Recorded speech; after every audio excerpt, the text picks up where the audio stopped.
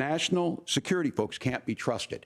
Look, if you're going to be president, you don't have all the answers. Donald Trump believes he does. My pro tip of the day is this. If you need heart surgery, listen to the people at the Mayo Clinic in Rochester, Minnesota, not Donald Trump. And the same thing goes with this. And I ask you out there, teachers, nurses, truck drivers, or whatever, how is it fair that you're paying your taxes every year and Donald Trump hasn't paid any federal tax in the last 15 years, and the last year as president? That's what's wrong with the system.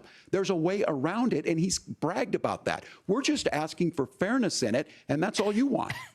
You have a minute. Governor, you say trust the experts. But those same experts for 40 years said that if we shipped our manufacturing base off to China, we'd get cheaper goods. They lied about that. They said if we shipped our industrial base off to other countries, to Mexico and elsewhere, it would make the middle class stronger. They were wrong about that. They were wrong about the idea that if we made America less self-reliant, less productive in our own nation, that it would somehow make us better off, and they were wrong about it. And for the first time in a generation, Donald Trump had the wisdom and the courage to say to that bipartisan consensus, we're not doing it anymore. We're bringing American manufacturing back. We're unleashing American energy. We're going to make more of our own stuff. And this isn't just an economic issue.